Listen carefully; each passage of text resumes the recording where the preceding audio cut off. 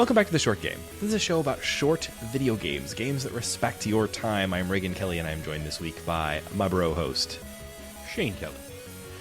And just the two of us this time, and apologies for the rough release schedule we've had the last couple of weeks.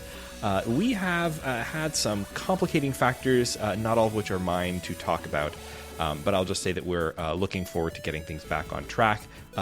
Some personal difficulties and some travel stuff. We haven't had a quorum of co-hosts, but we cannot wait any longer. We absolutely have to talk about Indika. Yeah, I've been very much looking forward to discussing this one.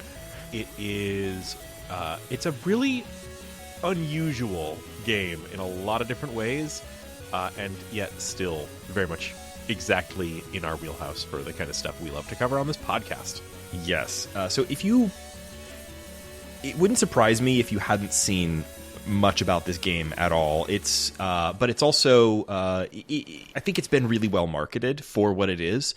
And that's because I think they've just really leaned into the things about this game that are strange and really stand out. And the marketing, you could be forgiven for thinking that it is marketing for a film. It does not, most of it, show almost any gameplay. It is focused very exclusively on the characters and just strange vibe of Indika. I've seen a number of different trailers for the game, and all of them sort of seem to focus on like the visuals over the gameplay, which is fine because this is mostly a narrative game. We'll talk about that in a minute. But like, Shane, what would be the vibe of this, like, looking mostly at the marketing and the way that it's been pitched? Like, what is this game? Yeah, so it's very easy to mistake the marketing of this game for the marketing of like an art house film. What it really reminds me of is some of the kind of more artistic historical dramas that kind of take a little bit of a twist on things. If you have the opportunity, you're not listening to this podcast while driving, I would urge you to just look up some of the imagery that's used on, for example, the kind of banner images that are advertising the game. The first thing that you immediately notice is just one of the things that truly is the most striking about the game, which is the kind of interesting, highly detailed, highly realistic look of the characters. And what you see in most of the art is Indika herself, who is a nun. The main imagery that you see from this game in a lot of the marketing material is Indika surrounded by other nuns who are kind of looking creepy, looking a little bit unsettling elderly women laughing at her while Indika looks miserable. Yeah.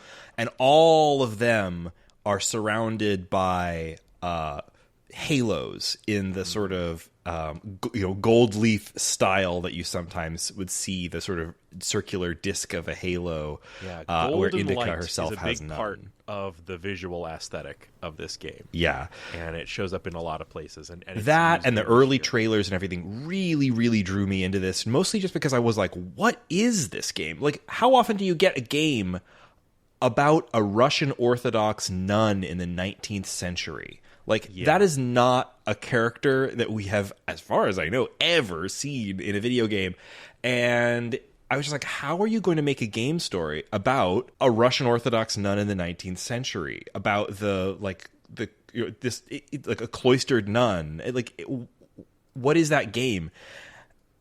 And listener, we are here to tell you, it is a video game, but it's also like really, truly a weird narrative thing that I'm super, super glad that I played.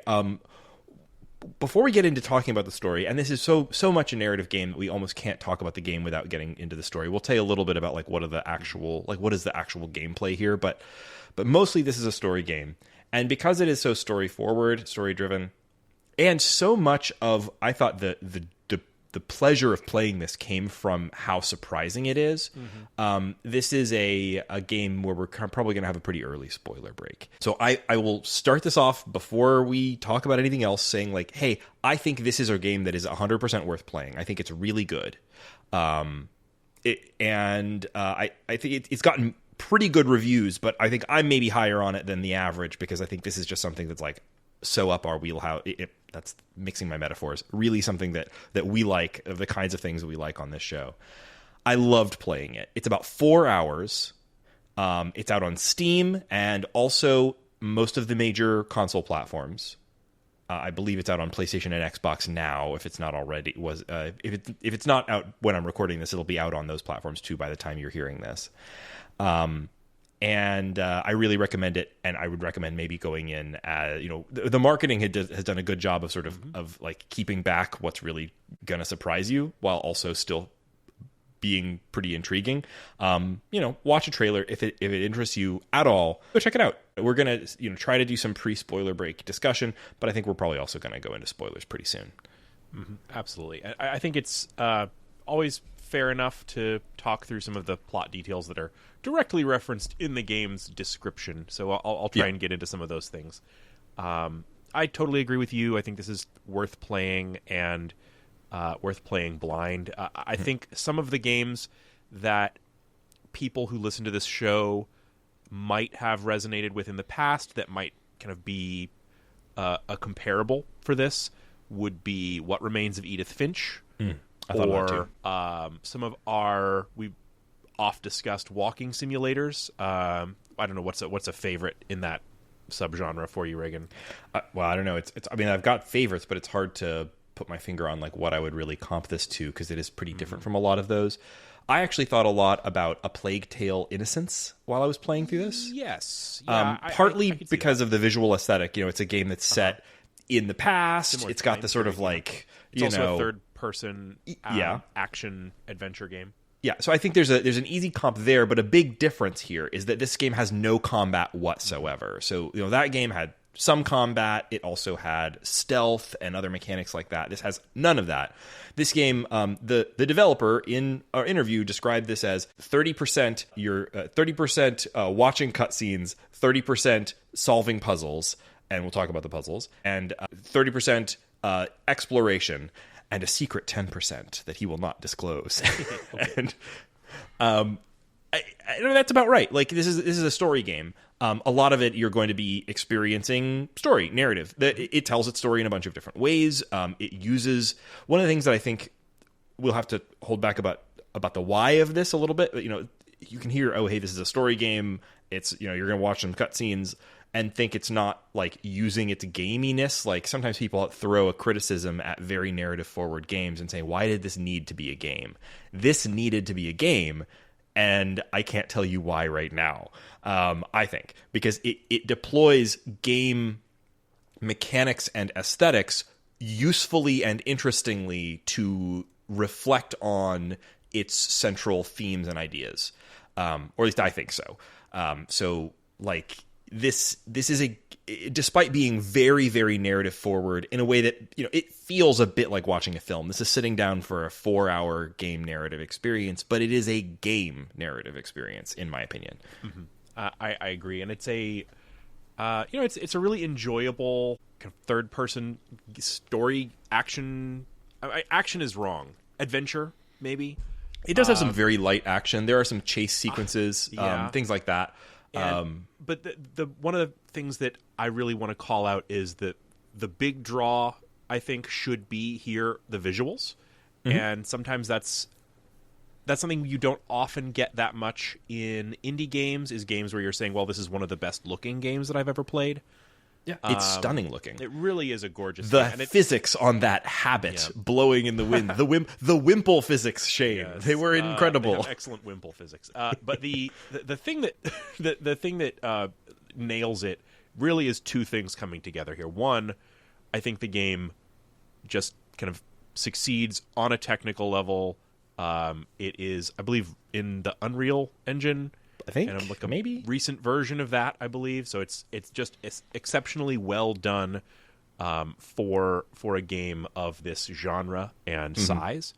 But also mocap performances, like you don't get that in a lot of indie games. And then the other way in which it really succeeds is cinematography, for lack of a better word, I guess, in terms of games. You mentioned the mocap. There's truly excellent visual performances from the characters. It really comes through. And on top of that, you mentioned like this is 30% cutscenes. These are some of the best looking cutscenes that I've seen in a video game. They're very much of a piece with the gameplay visually. They look great. They don't look like you're being taken away from something. They look like they're giving you a closer look. They use a lot of filmmaking styles and techniques that I've not seen before in a video game. One that I really love is, we were talking about this earlier, there's a thing that they'll do when making a movie that you'll occasionally see when you want to show a character is really disoriented. And it's called the Snorri cam, and it's where you stick the camera on a rig that is essentially attached to the chest of your main character. It's great for when characters are stumbling around drunk. The world seems to spin while their face stays perfectly framed. That's something you see in movies, and it makes sense there. And you even I know that it is a thing because they like to put a camera on a rig like this for mocap performances, but I've never seen it used like in game in the same way it's used in cinema. And they do that a few times here. It's pretty sparing, but it's very effective. There's a lot of things that are replicating camera tricks, like a really great use of fisheye lens. Actually, in some of those same sequences I'm talking about, some really great use of fisheye lenses, or different kind of focal length stuff. And then on top of that, there's a few sequences that kind of play with the bridge between like 2D and 3D. I absolutely adore some of the sequences that you get during the opening credits of the game, where some nuns are kind of walking through the hallways, and you're seeing it like perfectly sidelong, foreshortened, just like looking quite flat and very video gamey, but still with this incredibly visually realistic, kind of hyper realistic appearance. So overall, I'm really a big fan of the visual style that this game has. I haven't even gotten into some of the places where the actual design of the world, a lot of times that's what we're referring to in the visual style. But this is just the way that they've positioned and used the virtual camera in these scenes is really excellent. Yeah, I think it maybe even sells it a little short to say this is like using like techniques from film. It is, but like freed from the physicality of having to put a camera on an actor. Things like the scene that you mentioned where the characters were like nuns walking through the sort of hallway catacombs of their abbey, and it portrays it in a way that looks sort of the closest thing I can think of is the sort of cutaways that like Wes Anderson sometimes tries to do, but like think about that in the context of a video game, and it you're seeing it in a video game level kind of way. This game is doing things with visual storytelling that you just don't see in video games or film exactly, or at least like combining those two in ways that seem new. Very fresh looking, very cool. Not always, like there are some bits to this game where I was like, like visually, like this is fine. It's a video game level or whatever. But like occasionally it just hits with these shots, man, like perfect shots where you're like, I don't know. Some of the visuals in this just absolutely knocked me on my ass. Yeah. I don't want it to sound in this preview section like we only have the most fantastic of praise for this, although we have a lot of great praise for it. There are some annoying block moving puzzles, stuff like that. Like this is still a video game where you're going to have some of that stuff. None of that is like breaking new ground in the way that I think other elements of the game are.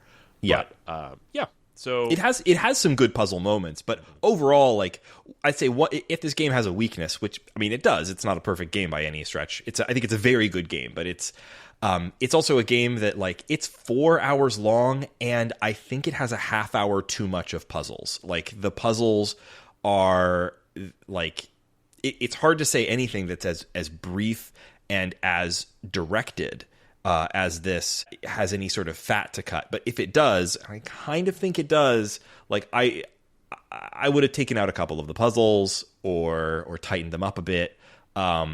You do have to kind of go into this prepared for the fact that like sometimes your movie is going to pause and you're going to have to Sokoban, you know? They're not bad, but they're not original and they're not short. Yeah, it has some really original ones, but we'll talk about some of it. Has I can think of a couple of different puzzle moments in this. Really, there's one puzzle moment in this that was like that is brilliant and new, and it's pretty early. I still would the ones that if I'm thinking of the same ones, pointing to the aesthetics of it and not so much the puzzly gameplay of it. They're all pretty. Yeah, I don't know. It depends on what you consider an aesthetic in that sense. I feel like we'll talk about that. Yeah, we're talking around something that's spoilery. So, what else do we want to talk about before we get into the spoilers? Because this has got to be all spoiler break. This episode, pretty much. Not entirely. So, a couple things. One is, and I think it'll be fair for us to talk a little bit about like who is Indika, what is her story. But before we do that, I think it's worth mentioning that this game is, obviously there's a game about Russia. It's a game by Russian developers. The developer's called Odd Meter. And they were a Russia-based developer. And you might be wondering, well, how'd they get this thing out given the sanctions? Are they getting paid for this? And yes, they are. And it's because Odd Meter, being a Russian developer, to Kazakhstan. Yeah, they had to flee the country with the invasion of Ukraine. They are vocally anti, Putin and against the invasion of Ukraine. So that 10 of 14 of the developers of this game left the country.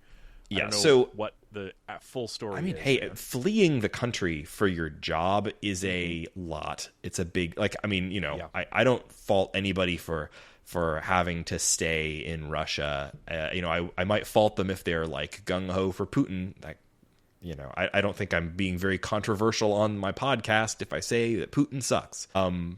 But like, they took, I think, a pretty bold stand. They moved their entire studio out of the country into Kazakhstan, and you can Google them, and he's been quoted in interviews saying some incredibly pretty strident stuff. I'm trying to pull up the quote that I had here, and one thing he said, he called the lead developer, this is the sort of head of the studio, called the invasion an insane crime perpetrated to satisfy the ambitions of an elderly, weak-minded dwarf. And couldn't have said it better myself.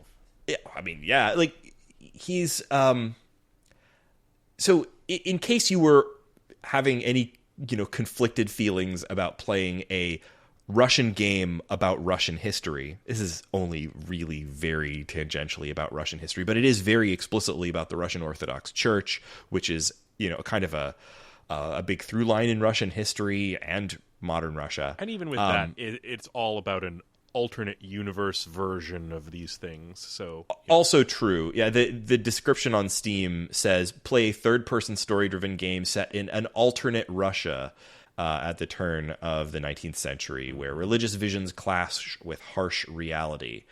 So yeah, they consider this an alternate version of Russia, and I mean, you'll know why if you play it. It has we've talked about the realism of its, for example, character models and certain elements of its like scenery and iconography. And one thing that the game keeps incredibly realistic is the like iconography of the Russian Orthodox Church. That's mostly very realistically rendered. But there are other elements of it that are, well, definitely not realism. So anyway, if you were concerned about playing a Russian game for one reason or another, I think this is more useful than detrimental and really interesting. And also, don't worry that you're, sending money to a company that's going to have to like hide it in their socks to get it past the like border guards or something. Don't know how many of our listeners were concerned about that aspect, but I don't think Steam is violating sanctions, but I wasn't my concern. I don't think too much about the international politics of the games that I play or sanctions. I just wake up, there is sheeple. If there's a buy button, I will try it. and it worked in this case. But yeah, no, I do think I think it's interesting to look at this in the lens of maybe his relationship with the church, especially because I think in one of the interviews with the kind of head developer, I saw him basically say that he saw the participation of the Russian Orthodox Church in Russia urging people to go to fight in Ukraine as sort of them becoming a propaganda arm, and found that very disturbing. And you can kind of see a questioning of organized religion very heavily running through this game. So yeah, looking forward to discussing that aspect of it. Yes. And this is a game that's like in some ways kind of rooted in Russian culture. I'm not an expert on Russian culture, but like you can feel the Russian literature, Russian drama influences here. Obviously, it's also commenting very directly on the Russian church. It's not like this is a game like about Putin or something, but it's very much about Russia. Yeah. So let's talk a little bit about the initial setup and the character of Indika. Things that we can share without diving into the behind things the that are scenes in the trailers, basically. Yeah.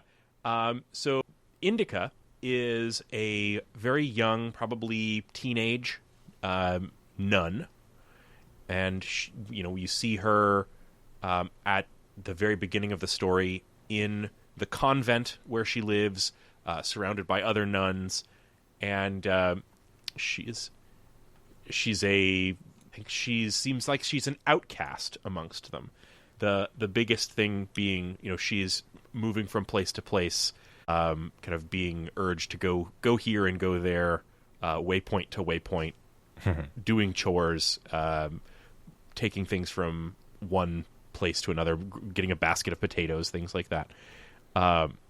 And when we first are kind of introduced to her, I think the very first thing that we see is that she is kind of in a church service, and then, like, I believe knocks something over. And then, if we're talking about the very beginning of the game, I want to back up one step and say that the very first shot of the game might be very surprising to you. I don't think this is a spoiler since it is the first shot of the game. I think that's fair game. The trailers don't really show this, but the very first shot of the game is 2D pixel art of a woman falling, and you get a little bit of light control over her, and you try to collect coins on your way down. And it's like, oh, am I playing a retro arcade game? And suddenly, as soon as she hits, I guess, the ground or the bottom, I don't remember the exact shot, but as soon as that sequence ends, smash cuts to this tight shot on Indika's face. And as Shane was saying, she's in this church service, and she's just knocked something over, and she's mumbling apologies, and it's in that snorri cam tight on her face as she kind of disorientedly tries to apologize for disturbing the church service, and as her fellow nuns, her sisters, are just dripping disdain for her and kick her out into the cold to go do something else. The it kind of being shut out, and like immediately being, emotionally, physically kind of shut out, is the kind of first experience that you have. And then you're immediately joined by what is sort of your constant companion through the entire game, the devil. Because kind of the defining thing about Indika here is that she hears the voice of the devil in her ear, talking to her at all times, and it's a great vocal the narrator performance of the game, from some nun at a warehouse, and immediately on the screen you see a big pop-up that says, "Duty.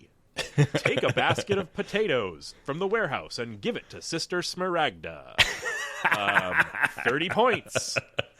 And it shows at the very top of the screen that you have 1,300 points right now. Yeah, I believe you begin the game at level 9. One of the things I think is very clever about this early on, it introduces this point system, and it does tell you, literally it tells you on loading screens in in so many words, don't worry about the points. The points don't matter. They don't matter to you, but they matter to Indika. This mechanic, which is pervasive throughout the game, is that like constantly, whenever Indika has the opportunity to do something that accrues her spiritual points, where does her duty to her sisters, lights a candle on an altar to Jesus, like literally anything like that furthers her faith or demonstrates her faith, there's a good chance that literally like a gold 3D octagon thing or star will like pop up in front of her, and she can touch it and level up. She gets points that go towards the persistent like faith score that is in the corner of your screen at all times. And occasionally, if you get enough points, she gets to level up and pick out perks. This game has a perk tree for the perks are things like guilt and like I forget, humility or the really strange religious perks. Yeah. I can't remember the exact wording that you see there, but suffice it to say, it does not actually matter, as I mentioned. The perks have putative like gameplay effects, quote unquote. Like you'll see, like, do I choose guilt because it gives me like an extra 0.005x modifier when I get faith points? Like, or do I choose like shame because it gives me an extra 25 faith points right now? Yeah, it's basically stuff like that. Yeah, a lot of it is affects what happens when you get points and how many points you get, or giving you points. And so if you're really want to chase down all the points in this game, I think there's a real path through this game for you. Yeah. And the game does not wait to start telling you why it's doing this a little bit. The devil is constantly talking to you, and like that early quote unquote duty that you get, deliver the potatoes, you get some points. And the devil like makes fun of you for it. And then you get a job from that same sister who tells you to fill up a barrel with water from the well. And the devil begins talking to you about like Indika, because of course he knows Indika's inner thoughts. He's telling you Indika knows that there is a holy spring right there. And the water that this holy spring is drawing from is exactly the same aquifer as the well, but the holy spring is sanctified and the well is not. What is the real difference? These sort of crisis of faith questions. Why don't we make soup with the water from the holy spring if it's coming from the same earth? And then you have to fill up this bucket from the well, which means walk slowly through the snow to the well, put the bucket on the hook, lower the bucket into the well, hoist the bucket back up, walk slowly through the snow, pour the bucket into the barrel. And you have to do that at least 5 times in order to fill the barrel and get your little dripping of points.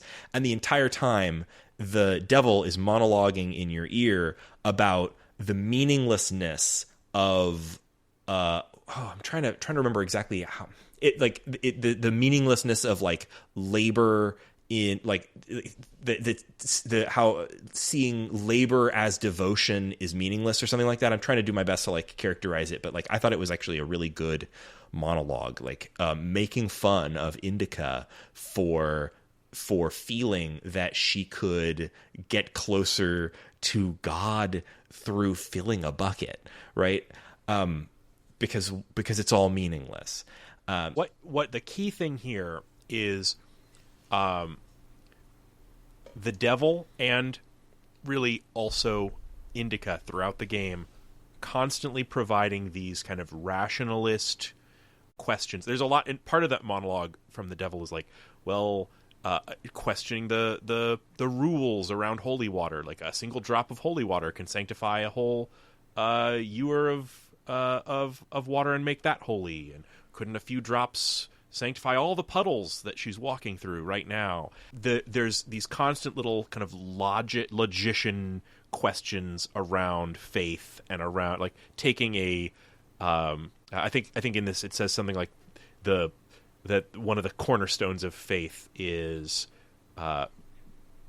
pointless labor. Yes, right, and every time you pour a bucket into the the barrel that you're filling up, even though you feel the pointlessness of it. You get a little ding, and it's like 3 of 5, and the game makes you do this. And I think this is actually a really I think this is a brave game design moment, because this is a boring, annoying thing to do in a video game, right? Just as it is boring and annoying for Indika to have to do it. Yeah. But it is making a very specific point here. And then of course you fill up the bucket, and your sisters do not care, because they don't want to use the water that you, disgusting Indika, just laboriously hauled for everyone's soup. And I think they kicked the bucket over or something. I forget exactly what they did, but it's something very insulting. Yeah, they dumped the bucket out. She finishes filling the bucket up, and then the lady comes out and dumps it out, and says, "Don't let her in here." Yeah. So it's, I mean, there's a streak of self-flagellation that runs through certain kinds of religious faith, that this is, I think, maybe playing off of a little bit. She's kind of struggling her way through life in this convent. You see her kind of sitting in communion next after that, in what I think is one of my very favorite sequences of the entire game.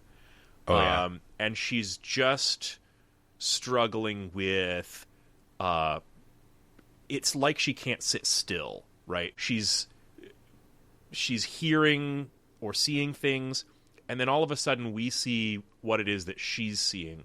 There's sort of the Mother Superior figure, who is at the kind of standing at the front with the priest. I think the priest has the wine and she has the wafers. And the Mother Superior, her mouth opens, and the soundtrack changes. The soundtrack changes to almost like a dubstep, and out of the Mother Superior's mouth comes the Mother Superior turns to her and winks in the most unsettling way, and then the strange, a tiny version of the Mother Superior crawls out of her mouth. This version is in her nightgown and nightcap, and just sort of dances down her arm, and just has a very fantastical little moment there. I really didn't, as I was first looking at this, I really did not know where to look. I did not know what to think. She's sitting there kind of side-eyeing the priest. She's trying to keep her eyes down. And then this bizarre thing happens. And she sees the little tiny lady dancing down the priest's arm just as the priest is about to give her communion, and she just sort of is trying to ignore the tiny lady, but she just can't. She just throws her arms up and steps back, knocking the I don't know what you call these tools for communion, but knocking it out of the priest's hands, and then she tries desperately to hand it back to him, and that's the end of that sequence. But I think that is one of the sequences of this game that I will remember the most. It was it's weird. So this is what, when I first started playing this game, I put down the controller at this point, and I immediately sent a Slack telling everyone, this is the weirdest thing I've ever seen. You have to play this. I think that scene is really, what are we learning there? So the tiny version of the Mother Superior, you get the sense that, Indika is seeing through the staid facade of all of the other sisters, that they all have this dancing weirdo inside them, but only Indika is confronting it, and when it comes at her, she flips out. This is one more moment. This is the second time in 30 minutes of the game that we've seen her kind of have a weird attack or something during religious services in a way that inconveniences and distresses all of her sisters. That was what I took away from it, because we've seen a few things about Indika. First off, we've seen that she's an outcast Second off, we've seen that she is hearing things. She is hearing the devil. And now we know she's also seeing things. And this is also the second time in maybe like 20, 30 minutes where she has disrupted some sort of religious ceremony because of her visions. I think the first thing that we see from her, she's disrupting some kind of smaller like service because of the vision that's running through her head of the 16-bit version of herself falling through this sea of stars or whatever. Yeah, I think you're right. And that wasn't initially how I interpreted that scene, but after seeing the later scene, I think that's how I reinterpreted looking back it. on it, that's how I interpret it. And so pretty much immediately after that, and we never really did a spoiler break. We have to. I think do it at this now. point we have to, because this is here we are at the end of the beginning of the game. Yeah, this is where you get the credits. Well, not the credits, like a smash cut to the like title card, like a late title card. Yeah, you get a title card. Yeah. And I will say, here is our spoiler break before we go to spoilers. Like, we've just talked through like the initial bit of the game. You can play a demo of this, and a lot of this initial section of the game is available as a demo. You can play through some of these sequences that we were just talking about. I really recommend this game. We're going to keep talking about the story, and also specifically, like, what is this game trying to say? Because this game has a very it's clearly a game that's like about something. It's about faith. It's about probably mental illness, sort of. We talked a little before we conversation about this. Yeah, we have a conversation to have about this. It's a game about rules and game mechanics in an interesting way. Like, we already talked through a little bit about the like score system, but like why a score system in a game? Why a perk system in a game about a Russian 19th century nun? So there's some stuff for us to talk about here, and that is going to be probably spoiler territory, as well as some of the wild set-piece stuff that we see later in the game.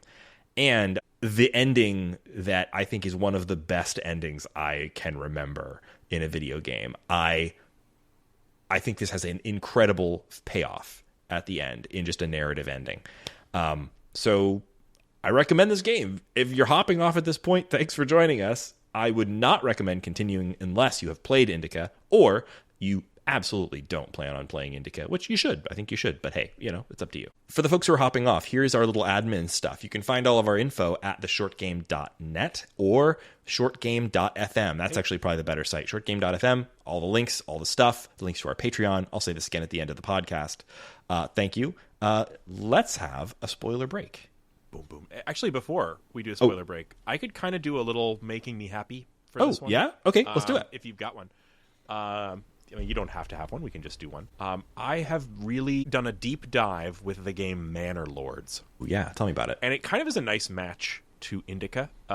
There are different time periods. Both people walking around in shit, right? There's a lot of wimples in both. The game Manor Lords is a really interesting medieval city builder. Not that long ago, I was kind of reminiscing about the game Banished that I played maybe 5 or 6 years ago. I have talked about it a few times on this podcast. This is the closest to that game that I have seen since. It has a lot of the kind of city building elements that you'd expect from, I don't know, cities, skylines, stuff like that. But it does different things. It's still in early access, so there are some pieces that are kind of more sketched out than fully in the game. But even as it is, it's come out into early access on Steam. It's on Game Pass in a very fully fledged version of what it's trying to be. And what it is trying to be is a city builder that also is a war game in a way that is really interesting. I haven't seen before. So it has a real-time strategy element to it. That's probably the biggest hook for you. In fact, you can really see things at levels that you couldn't I've never really seen before. So you can get down into your town and walk around in kind of a third-person mode. You can zoom way out and see it at the level of like a strategy tactical map. And then in between, there's the kind of a individual city building elements. This game has kind of a level of minutia that I think is a really nice, satisfying spot. the game Banished was the first game that I played that really had logistics being such a huge part of something that is a city builder. In this, you build these little, plots they're called burgage plots for your peasants, and they have to have access to certain resources. Every individual building and family that lives in those buildings needs certain resources to live and to do their work. And a great deal of your work that's actually happening at any given time is just the movement of the stuff, the raw materials. You cut down a tree to make firewood, and now that firewood has to be brought to a woodcutter's camp, and from there to a storehouse, and from there to a marketplace, and from there to the home of one of your families in order to keep them alive through the winter. And for a game that deals with things at an incredible level of complexity, many, many different resources and things that need to be just so. For example, I got very stuck on getting to level 2 because I had locked myself out of properly clothing these individuals, right? For a game that kind of handles all of those things at such a fine-grained level, it does it in a way that's really well integrated from this like 10,000-foot view all the way down to following an individual worker around. And then when it's time to go and fight, you are taking the weapons and armor that you've made or traded for that are stashed in the houses of your little guys, and they run home and they grab their spear and their shield, and then they run out and they muster on the field, and the workers are your units. You can also hire mercenaries and things like that. But it's a really interesting, really varied game. If you like these kind of systems-driven sim games, and if you like real-time strategy games, I think in both situations there's a real fun thing for you. I personally love some of the sim games, civilization games, but the city in games like that is often just a real little impenetrable unit that's just sort of a list of maybe at best like attributes and buildings that you have. But in this, the city is really alive, and it's full of people that are just getting by, and then you can script them to go and kill the neighboring lord. So I think there's a lot of potential to this game for early access. It's very like fully baked.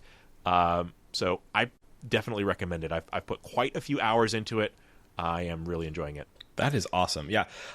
I know this game isn't for me, but it is really interesting to look at. Like, I've looked at some trailers and gameplay videos of this, and you told me a little bit about what you've played, and it's really interesting. Like, I'm confident this game is not for me. I'm definitely not going to play it. But it, like, a solo developer made this? Like, what and That's how? the other thing. I don't see. Yeah. I think maybe some of that is mythologizing. I think so. But like, it's clearly the design of a single person, or at least it seems to be. Like, it's pitched as like this is a single person's vision, whether or not he wrote every line of code and did every bit of animation or what have you. It's still a pretty unique achievement. It's definitely, it is the work of a single guy, but he has kind of worked through he's done a great deal to get this game into the state that it's in right now. He's kind of set up his own studio, done his own like funding campaign. I think he definitely has some help in this, but I think it definitely has the feel of something that has a really specific vision for what the game is going to be. I'm very impressed. I'm just very straight up. There's one thing that ties both this game, another thing that ties this game to Indika. They are both Unreal Engine games, and they both look really good. Like when you zoom in to the level of third person walking around, right now the third person mode is pretty bare bones. It's mostly just you have a little guy that looks like a little rich D-bag with a beard, and you can walk around and see what's going on. But you can walk through the battles as they're taking place and see your spearmen going up against bandits and watching the wounds being taken on either side. You can customize the look of your retinue that decide what kind of outfits they wear. There's just a lot that could be that can be. I'm going to stop talking about it because it's really not for this show. Yeah, but it is worth checking out if any of this kind of game is up your alley. I saw a PC Gamer article explaining. So the developer of this is named Slavic Magic, and it explained that the title is a reference to a meme, which I had seen because I was very into The Witcher 4 when The Witcher. I guess it was when Mass Effect Andromeda came out. There was a meme of, famously Mass Effect Andromeda had really poorly received facial animations. People thought it looked pretty ghastly. And there's a meme on one side, it's got a picture of a face of one of the characters looking kind of derp from Mass Effect Andromeda. And on the other side is Geralt of Rivia looking sick as hell. And on the Andromeda side, it says $40 to $50 million budget. And on above The Witcher, it says vodka and Slavic magic. And I like that. And clearly some Slavic magic had to go into the making of Manor Lords, because I don't know how else they put this together. Just look at a trailer for it and you'll think this was a game with a at least tens of millions of dollar budget. If I can detour for a little bit to tell you one more thing that I absolutely adore about this game, it is the way that it handles the burgage plot. A burgage plot is basically a little fenced-off household, right? And in most games that would be like this, it would be a little building that is a tile, and you drag it onto the map or place it somewhere. This game has an approach to a lot of its kinds of buildings that is extremely free form. You don't drop a burgage plot onto the map. You draw 4 points, and whatever the 4 points that you lay out are, that's the burgage plot. And it's going to put a home on there, but depending on the size that you build, that you can make these points large, small, triangular, square, rectangular, kind of following whatever shape the road is. And it allows you to divide that up into a certain number of homes. Like there's a minimum size, but you can have like a huge plot with one house on it, or you can have them all tightly packed together. If you have larger plots, there are real interesting gameplay implications to that. Like if it's a certain size, then you can add an additional dwelling unit on there so it can hold more people. If it's a little bigger than that, it can have a sort of a add-on that are things like a chicken coop, or they can keep goats, or they can have a workshop for crafting things or brewing beer. And the family or families that live in the burgage plot, those are your worker unit. You never assign one guy to a job. You assign a family to the job, and then the people in the family work together to support that work. So there's someone who is, if you have a chicken coop out back, maybe mom from the family is tending the chickens part-time and fetching things from the marketplace part-time, while the father in the family is actually going to the work site that you've assigned them to. So the burgage plot is a really, really well-designed unit in this game. And it's doing things with the freeform design and with the way you assign the workers and the way you can customize how each household works and like what capabilities and like workshops it has is really unique and interesting. And it does it in a way that gives you all this flexibility without bogging you down or slowing you down. It's very, very cleverly done. That is really cool. And it's also an interesting, Like that's a historical concept, and like implemented in game design in a clever way, like that provides some more insight on a historic, like the idea of like, the family as the unit rather than the individual, and the working household is like that's a historical reality, and also a really interesting thing to see gamified. Yeah, it is a historical element. Like, I had to look up what burgage is. I know that burg is a suffix that sometimes means town, but a burgage is like a bit of land in a town that is kind of given to a family in exchange for service or some kind of annual rent. So it's kind of tenancy, and yeah, I that's why I love historical games. I love to see a little history in my get a little learning in. Yeah. Well, I am going to forego what's making me happy this week, because I'm looking at the show clock. We need to talk about Indika before we both fall asleep. But I will say very, very briefly that I'm playing Animal Well, and I'm loving it.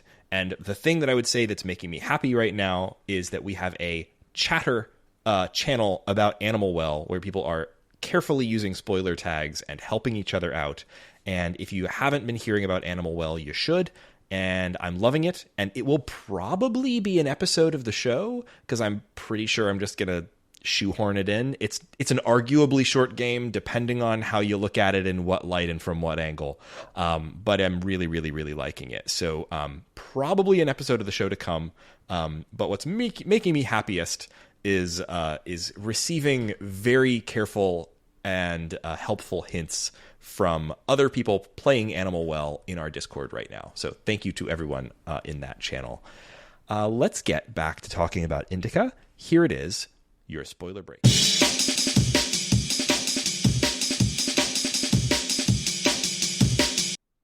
It just occurred to me before we did the spoiler break, you mentioned the sound, but we never talked about the soundtrack. This game has such strange music. Right from the jump, you're like, why does this nun walker have chiptune music? It's so cool. I don't know. It's weird. I don't know if I have anywhere to go with that other than, but something I forgot to mention that I loved. Well, I kind of just want to run through highlight moments from the game. Sure. We had gotten in discussion up through Indika leaving the convent. I don't know if they use the word convent or whatever, but anyway, she's heading out. But the reason that she's heading out is someone has given her a letter to deliver, and that is added to your inventory. You have a lovely inventory system in this game where you can see all the items that you've picked up, and as you walk around it, like any good third-person action game, you're going to be collecting a lot of little collectibles. Mostly they are religious in nature. And yeah, so now you're heading out, and pretty much the first thing you see is the countryside is at war. I don't think that it is explicit with whom the war is, but I guess... this is something very strange about it. It has this sort of, like... I'm trying to think of, like, a good comparison. There's certainly been, like, surreal war movies. Apologies for my poor ability to provide illustrative allusions, but, like, it's a weird world of, like, surreal mess. Like, a little bit... Okay, here's one, is, like, that feeling... Did you watch The Green Knight, Shane? Yeah. The Green Knight is an incredible movie. Obviously, that's Arthurian, totally different period, and also it, like, the bit of a stretch, but, like, something of the, like, magical weirdness of wandering through the strange countryside of The Green Knight is what I feel here about the sort of snowy, war-torn, empty countryside that Indika is walking through. It's like, it's a world where things are getting strange and anything could be around the next corner in a way that is, like, magical, but not in a fun way. I thought it was a really fascinating, and I think the first big set piece that kind of clues us into that is the train wreck there is a train that is run, that is had its boiler explode and is run off of the tracks into a frozen river and is slowly sinking as people stand atop it. One of whom is about to die, and another is playing a song for him because he's been run through by one of the pipes of the boiler, and he's being played a song on the guitar by a soldier companion of some kind. Here's another place where we're seeing some really insane shots. There's a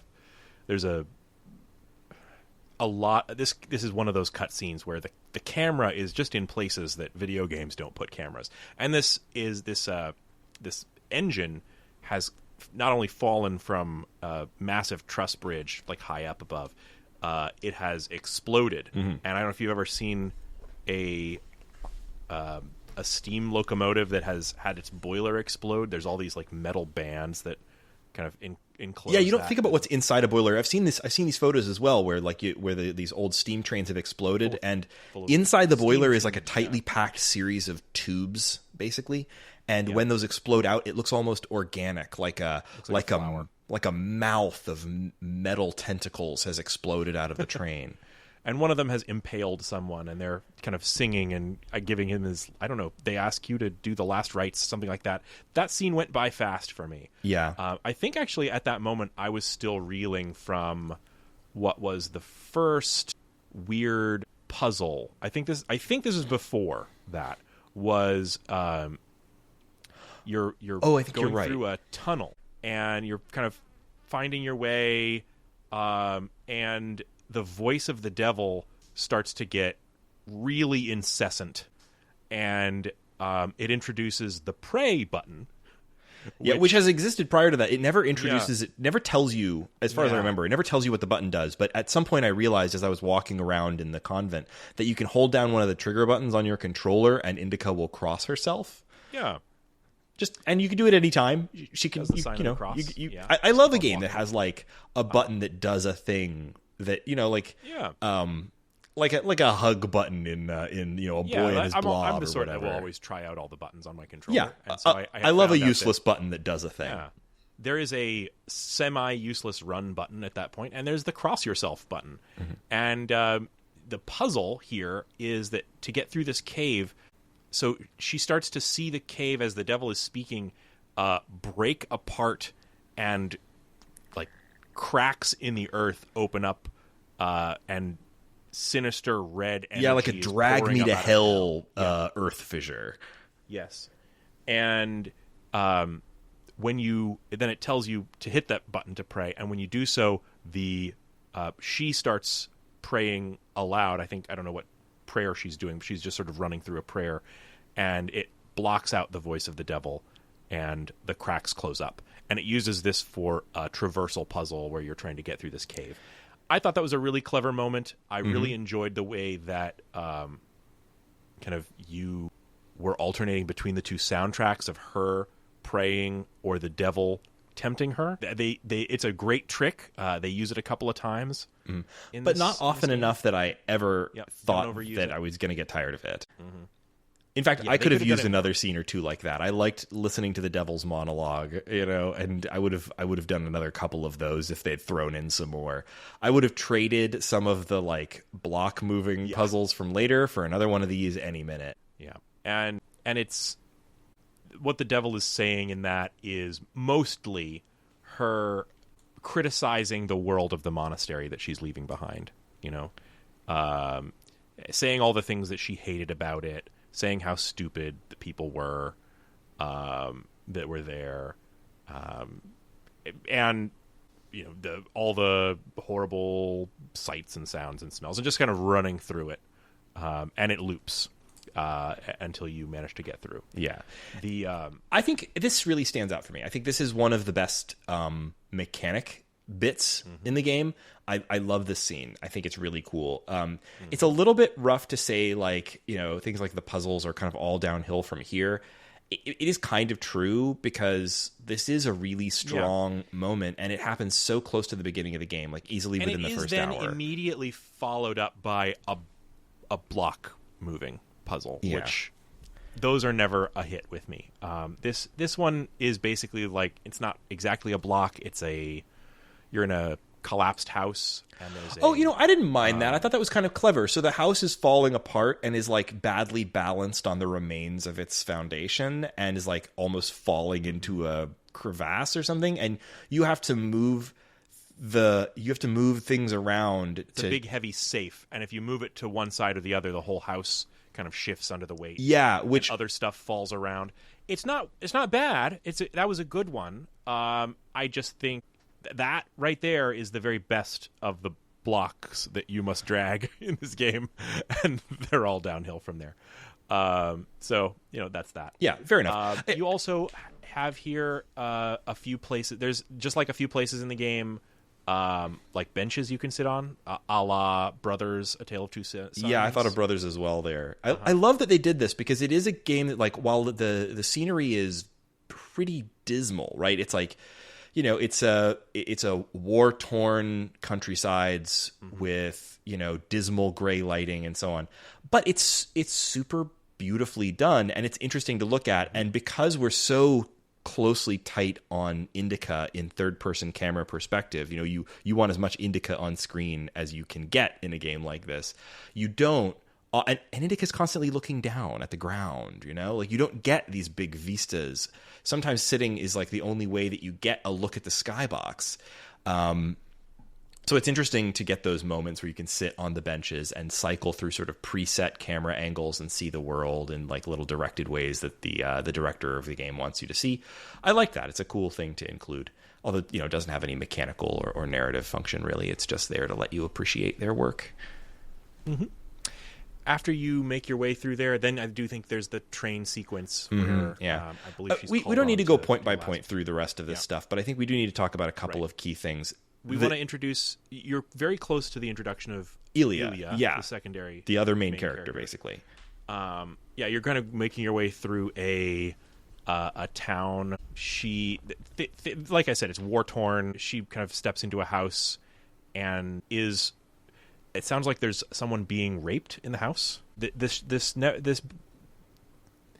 There's all sorts of violence portrayed in this, but mostly off-screen. So she hears something that presume is that, and then the voice of the devil is in her head, basically making her second guess and third guess what she's going to do in this situation, and ultimately leads to kind of running out into the street where she encounters some soldiers. Now, this scene was really chaotic at the first time I played. I've still only played through this once, but there are soldiers out there with some sort of motorbike. The scene gets really chaotic. There's a guy in a big trench coat, not the same one that was in the building, and it all goes awry and turns into a shootout. Maybe if you can color this scene a little better than I did, I would appreciate it. But it was.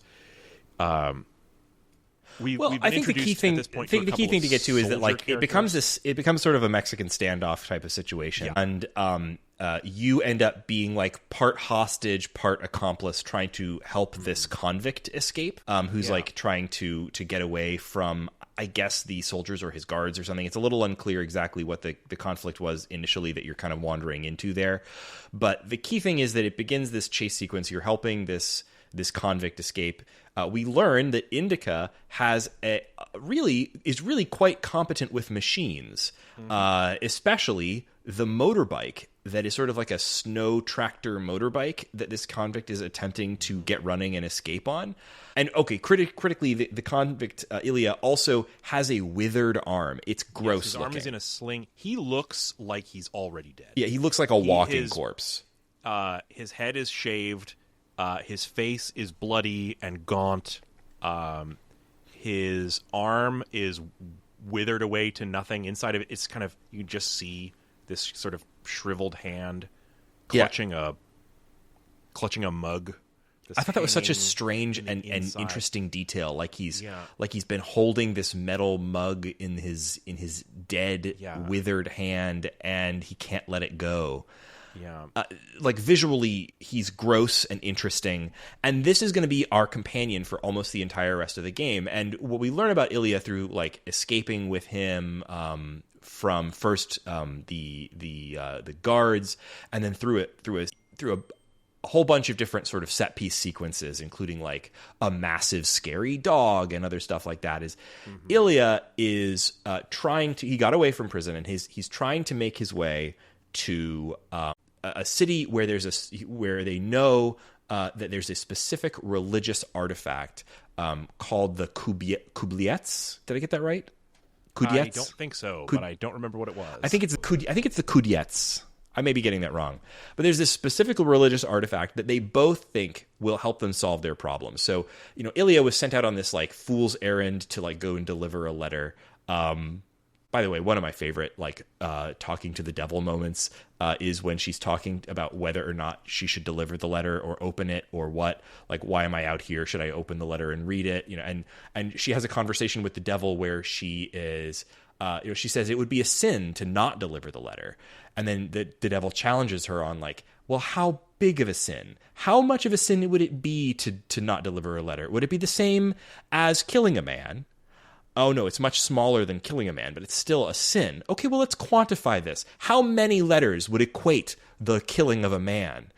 If a mailman were to take his entire sack of letters and throw it into a ravine, would he be damned to hell for all eternity? Does that equate to killing a man?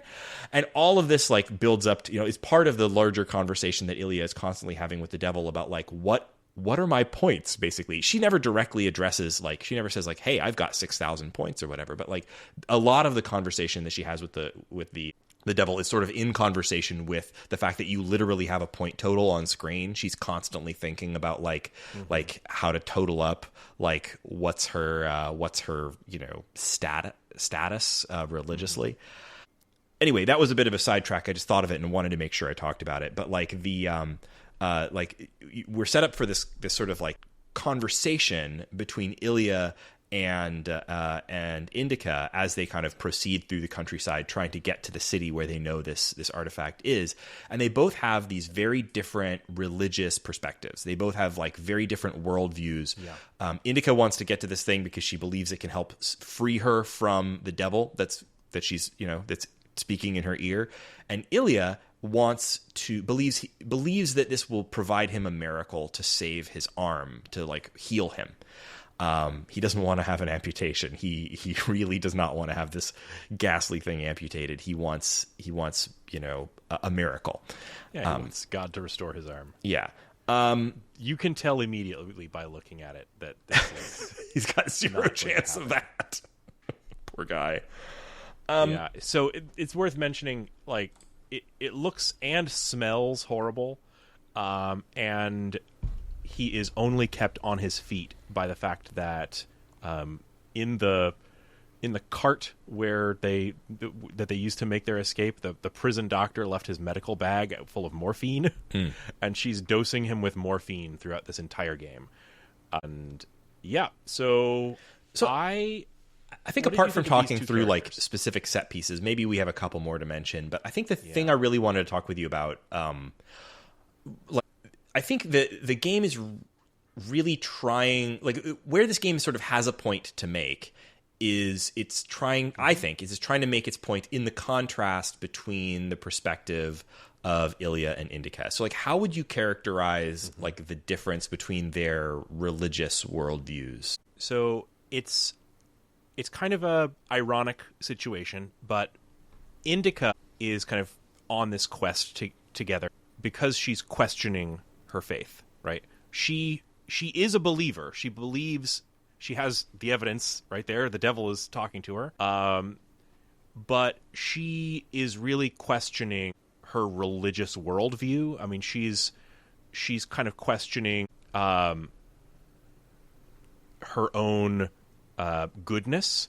She's constantly, like, in scenes like the one I mentioned where there's someone being assaulted in a building. She has her own inner voice and this kind of conflicting voice of the devil, like, telling her multiple different things about what's the right thing to do, even to something that seems fairly cut or dried. She's questioning the teachings of the people at the convent. So she's constantly kind of doubting and second guessing and thinking. He's extremely steadfast in his belief. He truly believes that God is going to heal his arm if he can just get to this reliquary that they're looking for. She, as we get through the story and they kind of learn more about each other, it's very clear she despite being a believer, she thinks that him trying to save his arm is a fool's errand. That her reason that it's going to save her soul it is real, right? So, do you think she thinks that? Do you think that it's going to save her soul because she's worked so hard as a nun? Like, is it? I'm thinking like part of this is like we get the backstory. We'll talk a little bit more about like the way this backstory is conveyed in a minute, I guess. But like we get the backstory that like she has. In her immediate history before she became a nun, she basically she got romanced by a guy who then was going to steal from her father, and then she denied him in front of her father as he was stealing from her father and got him killed. And so while she didn't directly kill him, I think she feels like she has this stain on her soul because in a very Judas-like way, she turned this man away that she maybe he was a shit. Maybe he was trying to steal her away from her father and family and whatever. To get a little more into that, by the time we were just discussing in the game, we've already had flashbacks that introduced him. Yeah, her and her father together operated a steam-powered bike shop, and the steam-powered everything is part of what makes this kind of an alternate version of the world, right? That's the big thing. There's other things. Oh yeah, that's the only. We'll talk more about the weird animals later. But yeah, he kind of steals one of their bikes, or maybe more than one of their bikes. He's portrayed as a gypsy. I don't know all the backstory to this guy, but he is kind of romances her a little bit, and they together kind of make a plan to run away together. It's kind of clear she's ambivalent on this as well. From the dialogue, she's the sort of character who I don't think can easily make up her mind on things. And then when he goes to steal from the father, which is his way to get some money to take her, and he's like, well, he would want you to have this money, right? Because you're going to be starting a new life with me. He asks her directly, do you know this boy? And she says no. I think it's very Judas is exactly. I think she says no 3 times, and then he is shot clear in half with a shotgun right in front of her, spattered with blood. Yeah, and then ... We don't see anything else of her story until she turns up in the monastery. Now we're getting this a little out of sequence here, because that is told through a long series of these flashbacks, and the flashbacks I thought were fantastic. Mm-hmm. They had these little platformer segments that had this retro art style that was mentioned in the intro, and they provide a really interesting contrast between this hyper realistic aesthetic for the current day and then these flashback sequences which have a completely different retro aesthetic. Visually, they're very nicely done. They're kind of a modern style pixel art with no CRT aesthetic. I think it's still really interesting that it's like this is a game that very much knows it's a game, and part of the way that it tells you that, it's got the score system and like the like perk tree and the inventory. God, I've got to talk about the inventory system, which made me laugh so much. It also has, this is like, the first flashing back to the first game in the series, back when we were still on SNES or something. Like when it looks into the past, it's looking also into a technological past. And I think it's it's fun. It's clever. It also makes really good use of it. It provides new game mechanics. I really liked the scene when the father walks in on the boy robbing the till, and money goes everywhere in the shop, and you have to play Pac-Man running around to try to collect all of the gold coins before the father can get you. And it's like that. It became a little arcade game for a moment, and it was actually well done. And each of these little like retro scenes is a little different from each other. They're, some of them are just essentially like 2D cutscenes, but like it has you play a top-down racing game for a second. Like, this game builds mechanics and throws them away more than almost any other game I can think of. And none of them are like I'm not gonna I don't want to play like 10 hours of the racing game from this, but having that as like part of its narrative delivery is really cool, and kept me engaged with these cutscenes and stuff. But I guess the reason that I brought that up in our conversation we were just having was that I had a hard time telling why Indika felt the way that she did religiously. And what I ended up kind of landing on was I think she feels like she was put in the red in that moment, right? Her points were too low.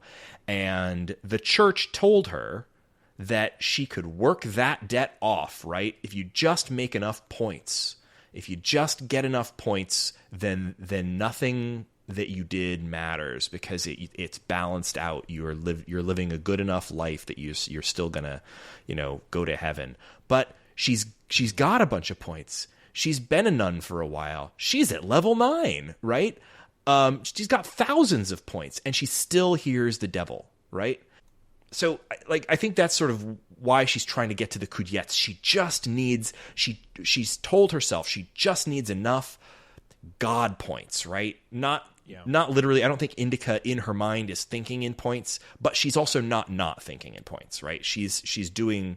The points are an aesthetic trapping of the game, but also a really interesting version of what is going on in Indika's mind in terms of her thinking about religion. And what she's coming to throughout the game is realizing that salvation doesn't work like that. Like she looks at the church, and the church teaches her it's all points in a sense. And she's coming, her crisis of faith is starting to realize that that's not how God works, right?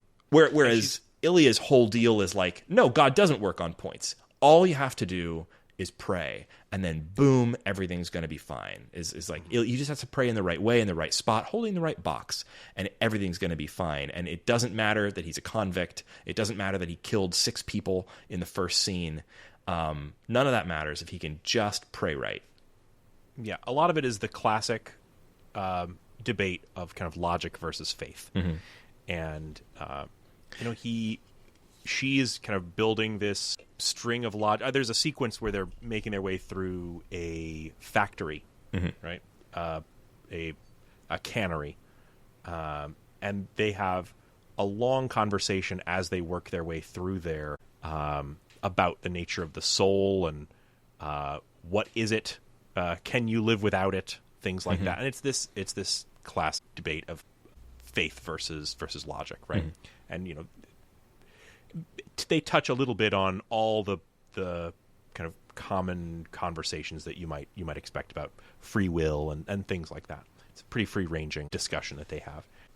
The whole sequence in the probably the longest part of the game is the sequence that kind of takes place in this this big fish cannery factory.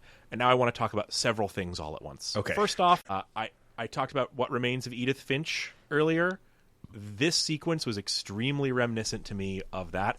Partly because of the cannery aspect. Yes, I thought of the exact same thing at the same time. It is, if I had a nickel for every fantastic indie game where someone at a turning point in their story had their arm amputated at a fish cannery, I would have 2 nickels.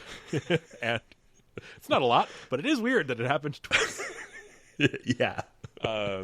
So in this in this enormous factory also are enormous fish. Something that I've not mentioned. We talked about how this is a slightly different version of the world. In this version of the world, it's absolutely filled with animals that are way, way bigger than they should be. Mm-hmm. And that actually started off all the way back at the monastery, or I want to say nunnery, the whatever it is. Yeah. Where I saw kind of there in the distance there's a barn. What is that in the barn? Oh, it's a goat the size of an elephant. I don't think I saw that. That's awesome. Yeah. If you kind of go a little off to the side there, you don't have to go over there, but there's a goat the size of an elephant in there. And there's also another part of the barn where there are eggs, and the eggs are bigger than basketballs. So, it starts off pretty early, this theme of like very large animals.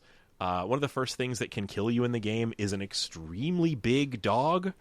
It's like a horse-sized dog.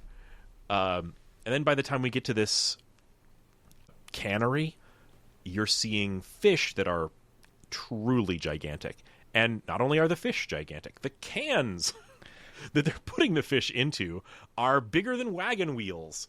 There's cans for the fish meat. There's cans for the caviar.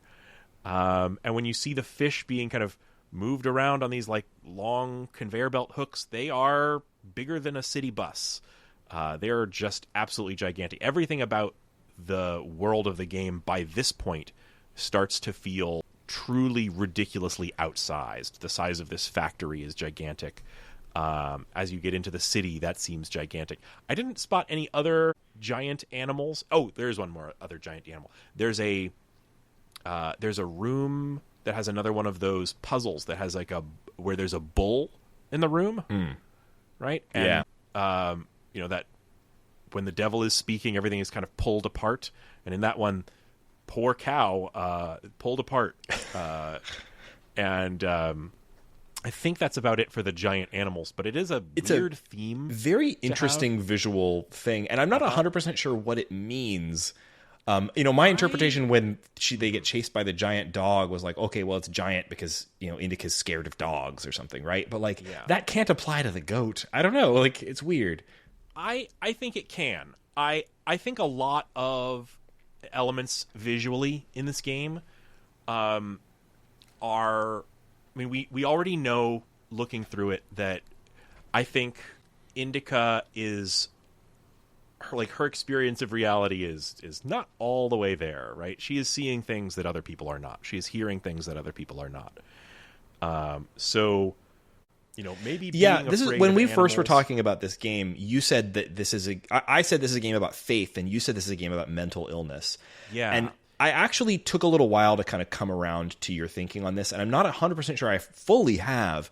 I think when I played through this, I was taking most of the extremely heightened and surreal stuff that you encounter in the game as stylistic. And not necessarily directly illustrating Indika's... There's like a steampunk element going on. And you don't have a story where it's like, oh, everybody's riding around on steam bikes. That doesn't make you think, oh, unreliable narrator, schizophrenia. No. But a lot of the other things, when you take them all together, I do think, there's intentionally some kind of vagueness about what is and isn't real in this. But there are lots of examples, starting right at the beginning, of her seeing things that other people don't. Mm-hmm. And I think, in general, she is experiencing... like a flavor of maybe schizophrenia or some other kind of religious delusion, combined with, I'm not trying to like diagnose Indika, because I don't think that's how you really want to engage with this, but I think she's having, as part of this crisis of faith that she's also having, there's a form of OCD that's where you are scrupulous, where you are really trying to make sure that you figure out how every action, like the morality of every action that you take, it's common as a kind of a religious adjacent mental illness. I don't know how to phrase that in a way that's not objectionable, but because I think if I phrase my take on this wrong, I could be both ableist and offensive to the religious people in the audience simultaneously. So sorry, everyone. But she's having these religious delusions that are where her view of the world is fully colored by believing that the devil is in her ear telling her what to do. But you see these things that she's seeing, like especially the weird little version of the Mother Superior dancing around, interrupting her communion, and that's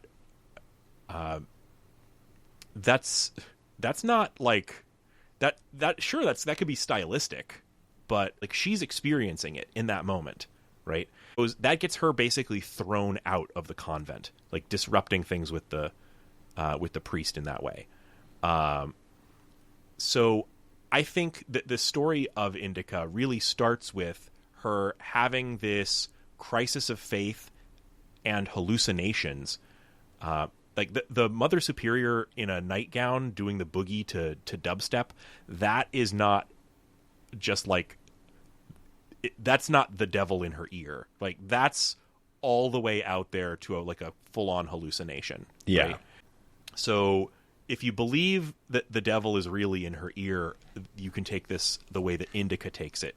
Or if we take a look at that, we can maybe step back a little bit and see that she's really kind of losing it. And that also then kind of starts to explain, why is she such an outcast? Well, she is kind of also an outspoken heretic who's having hallucinations and seeing things that aren't there, and believes that she's speaking with the devil. I think that's probably enough to get you thrown out of of a convent. Yeah. In like the 1870s, right? So I think this is probably 1870, 1880 is when this is supposed I think to be. it's almost impossible to pin down the specific dates here. What makes you say that? I wanted to pin it down, and so I remember there is one building where you find, tucked away in a corner, there's a printing press, and then hung on the wall, there's a portrait of Karl Marx. Oh, okay. That portrait is from around like 1870. Okay. So it's like 1870s, 1880s, and it says it's like turn of the 20th century. So it's like in that time period. Mm-hmm. So yeah, we were talking about her like religious take. There's a moment later on where, again, we're seeing things as she sees them, not as they really are, or mostly not as they really are. There's a period where she begins to see the devil. Mm-hmm. Like, not just hear the devil, but see the devil. When did you see it first? I think the first time that you see it is in a puzzle room where the world starts to get kind of warped in an MC Escher type way. Yeah, I thought that was actually one of the better puzzles. It reminded me a lot of Portal, when those those sort of things where in Portal you sometimes see the room that you're in and you see like Chell through a portal in the ceiling, and you kind of seeing yourself move around in third person in this sort of weird reversed or inverted way or whatever. You can only, I think there's only like one time where the world gets quite this turned on its end, but the room is mirrored in multiple different angles with multiple different gravities. And if you're standing in this room and you look in just the right way that you can kind of see what would be yourself, you actually see a four-armed, very long-limbed demon. Like almost like a spider demon. Like a really good design, I think. I like the way that it looks. So that's the first time you see... So, Ilya, by the way, who's walking with you through this entire experience, doesn't react to any of this stuff. He's not seeing stuff the same way that you are. Shortly thereafter, there's a... we're getting really close to the end here. There's a sequence that, again, has some pretty rough subject matter. This happens after they get to the Kudyets, so maybe we talk about that first. They get to they finally make it to the church. And they get the Kudyets, which is this sort of like box with a little steeple on top that presumably has, I don't know, bones of a saint or something. Who knows? And as they're too late to see it in the normal way.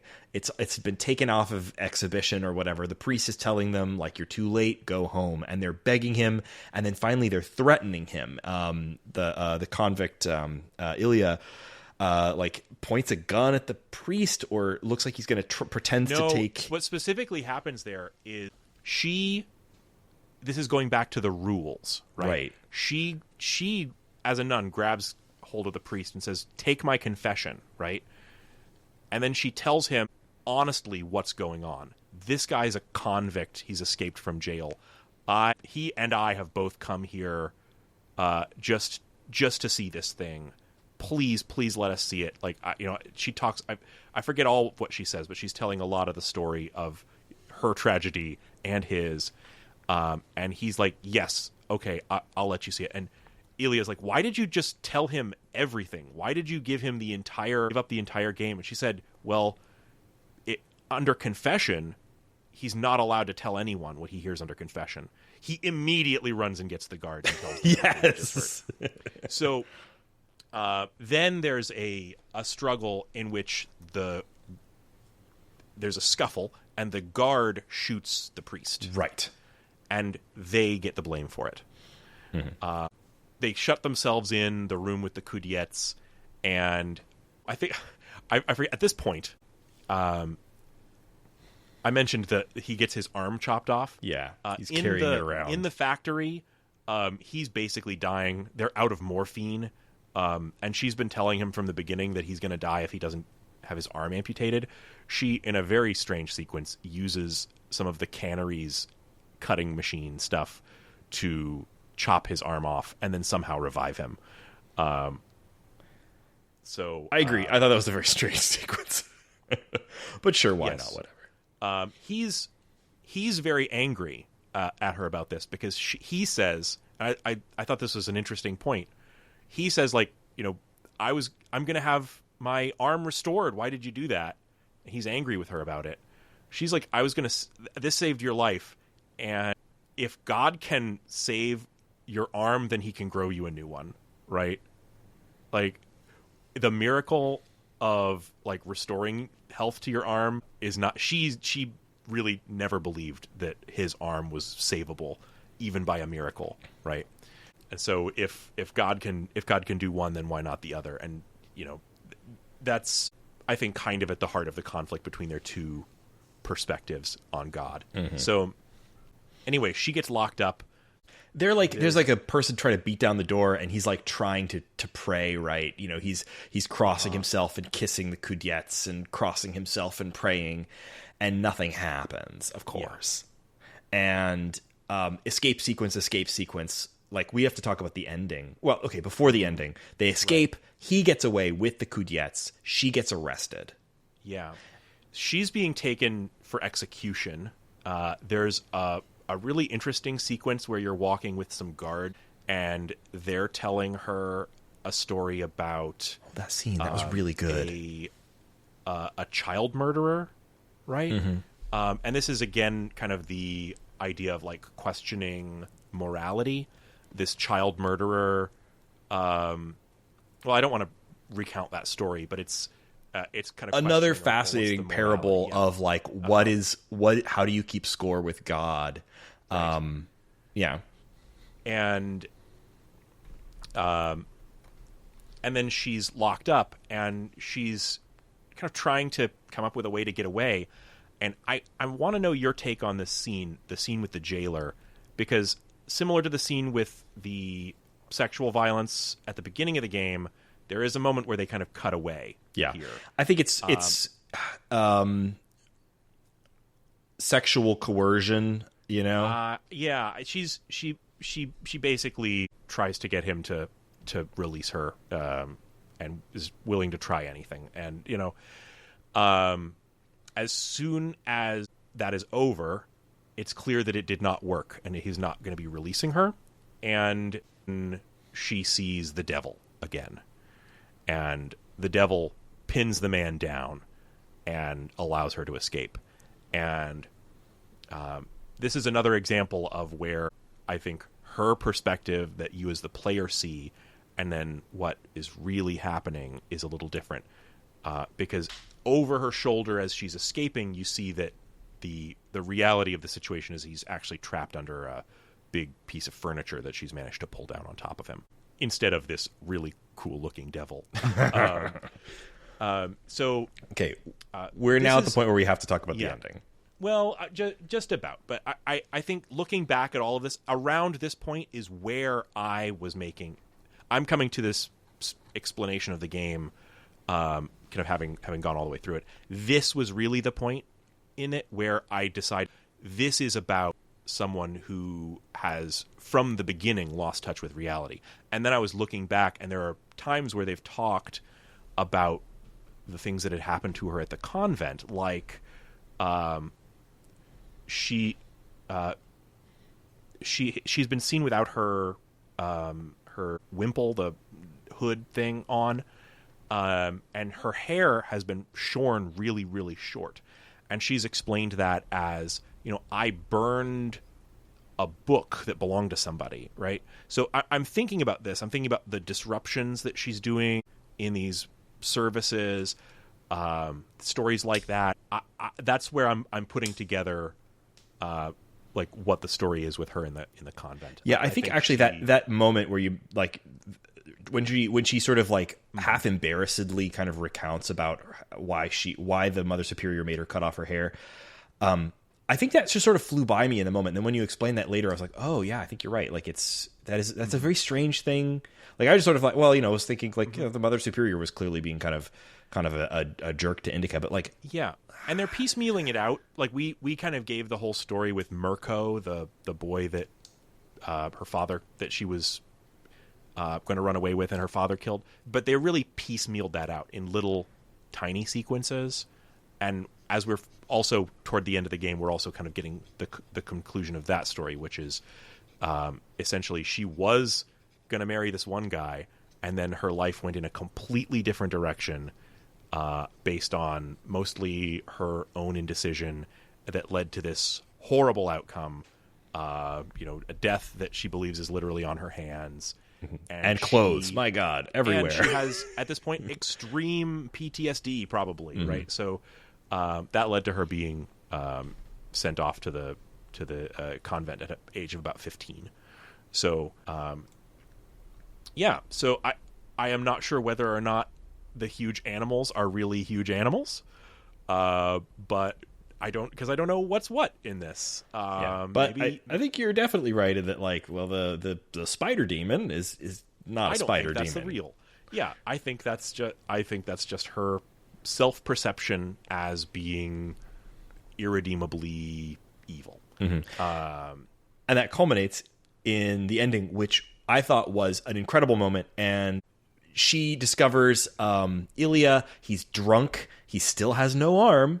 And he's trying to learn to play a trumpet because it's something he can play one-handed. He's talked many times. We didn't mention that when you first meet him, he has a guitar with him, and it comes out he was a concert guitarist, and that now with one arm he can't play. And he's drunkenly playing shittily on a slide trombone. He's like, I don't need the arm. And he has pawned the Kudyets. And you find the pawn shop where he sold it, and you try to get it back. And Ilya comes in, distracts the pawn shop owner, and you're left alone. Oh, it's also worth mentioning that after this escape, it shifts to a first-person yes. perspective. Oh, my God. So you are now walking through the town, first person to Indika, seeing this. The town is, it's got a kind of an awkward, weird field of view, so it's a little bit disorienting, similar to the cinematography we were talking about early on. You see Ilya, you go into the pawn shop, you kind of talk the pawn shop owner into letting you get your hands on the Kudyets thing. And just as you're doing so... the pawn shop owner chases him out, I believe. Yeah. He comes back in, I think she's trying to... The pawn shop owner is just kind of trying to wheel and deal. He's trying to trade back the trumpet, and you can have the Kudyets and a pot shaped like a chicken. but for some cash, something like that.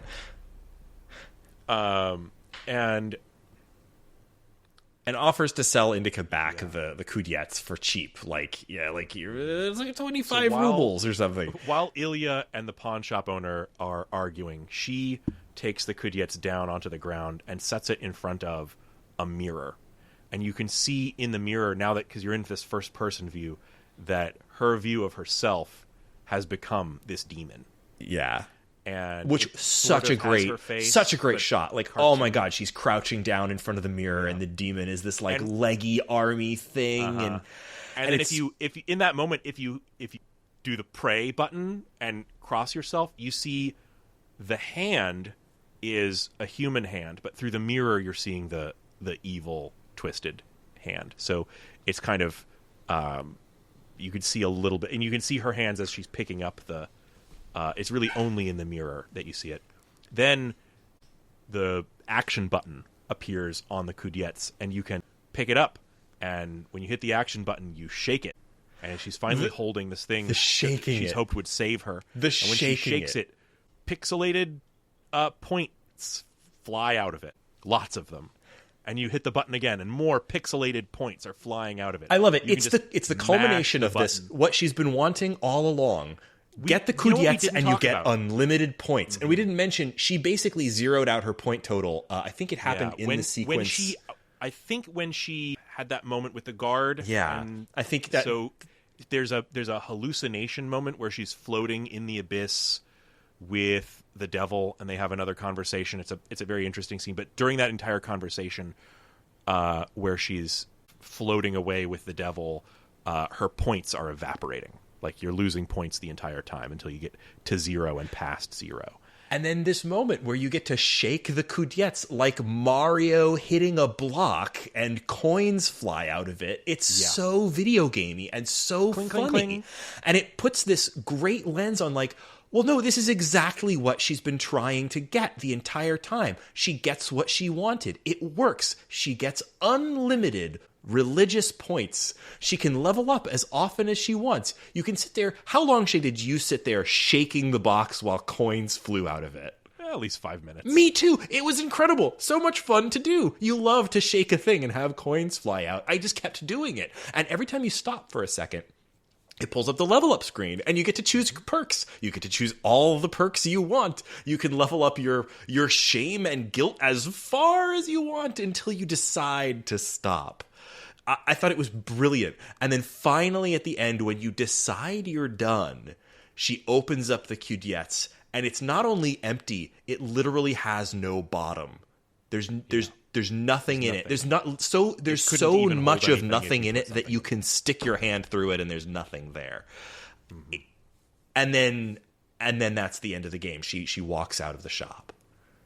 Yeah. Well, you turn around. The last thing you see before walking out of the shop is it focuses for a while on the wall of this pawn shop, and all the junk that you have been collecting through the whole game, a lot of it reappears there in the wall of the pawn shop. I'm not sure about that. I think. Is that right? If that's the case, that's a detail that I missed. But it may just be that they're reusing assets to kind of fill that. That could be it too. I don't really know if that's like a thing they're trying to make a point with there. But I will say that like the inventory system in this game is hilarious. Like, you don't expect a game like this to. This is a walking sim essentially. You don't need an inventory, but you constantly find mostly like religious artifacts that you can pick up. And Indika, among her many mental health challenges, clearly is suffering from kleptomania because she can just pick up anything and carry it with her, and you carry. This is a universal for all adventure game protagonists. Yes, and they all carry that stuff with you through the rest of the game, and everything gets a description if you go into the menus, and some of them have little like religious stories or whatever associated with them, and all of them are like darkly funny or ironic, or not all, but like it's worth reading those because it's great. They give you little like religious anecdotes about like a saint who fell into a hole and tried to climb out and realized that was hubris. He was not trusting in God's plan. So once he'd climbed out, so he jumped back in. Things like that, like little ironic, like religious stories associated with the objects that she's collecting. And I mean, it's just great to have such a AAA video game ass menu system too. Like you have the inventory, you have the perk screen, you have, it's all there. It just feels like this might as well be like God of War or something where, it's got the full like triple standard menu style. Yeah. I don't know. And she just drops the coudettes. She drops her rosary beads that she's been carrying for the entire game on the floor. She turns around and this shop is full of these different kind of religious symbols and artifacts, all in hock in the pawn shop. And I think that's the moment where she... And she no longer looks like a demon in the mirror. She's back Yes. to looking like herself, and she drops all of this accoutrement and walks my out. interpretation there is that she's maybe realizing that the voice of the devil and the power of this artifact and all of it is kind of in her mind, and she's able to kind of pull away from it. Yeah, I feel like it's dark, but it's also a little bit hopeful in that way. Like it feels a little bit like maybe she's like, she got what she always wanted. She realized it was literally hollow and literally then throws it on the ground and walks away. And we don't hear the devil after that. And I think that's actually a little bit encouraging in terms of like it's not exactly what I'd call a hopeful ending, but it's got a little bit of a glimmer maybe for her. It's a satisfying. Yes, is what it is. It's not at all hopeful. I dropped when I finished this game, like I dropped my controller and my jaw and just sat there staring at the credits for a good couple of minutes, thinking like, hell, that was a great ending. That was a great ending. Like I had my issues about this game. We didn't talk much about some of the puzzles in the middle of the game that dragged and kind of sucked. There's a bit where you have to operate a crane and reorganize some bridge elements and things like that. And I was like, well, it's stylized, it's kind of interesting looking, but it didn't do anything for me. And it was mostly just a thing that stopped me receiving narrative for a while.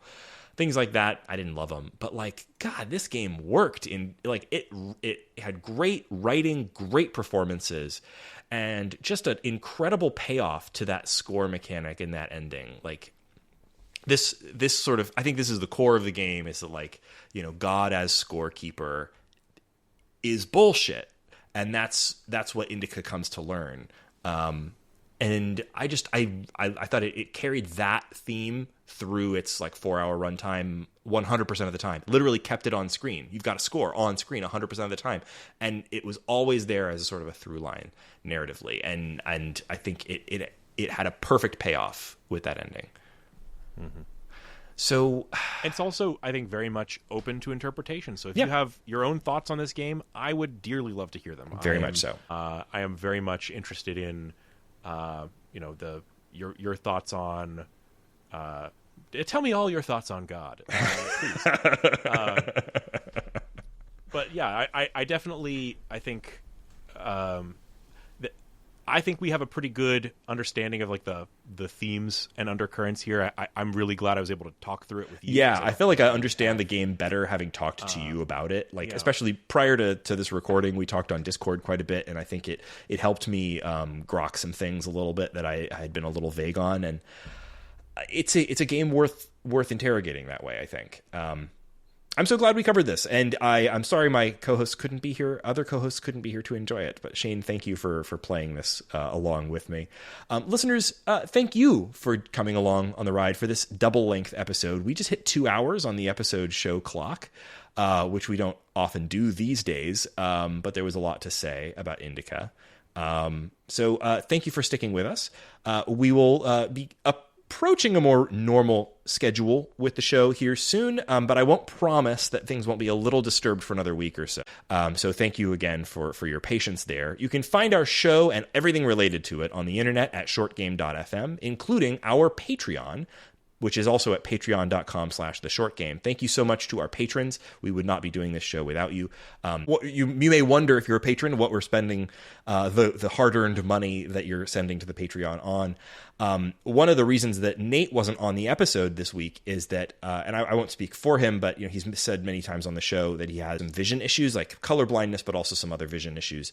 And he could not play this game. Like, this game is very dark in sequences, and he was trying to play on Steam Deck, and and it just didn't. He was not able to get through some sequences because of some of the visuals. And so one of the things we spent Patreon money on this week was a large monitor for Nate, so that he could play this game or others like it that he has had some challenges with in a little bit of an easier way. All the money that goes to the Patreon we spend on being able to do this show specifically, and that means things like stuff for like that kind of scenario to help with just being able to play the games, actually buying games for the show, but also hosting the podcast doesn't come cheap.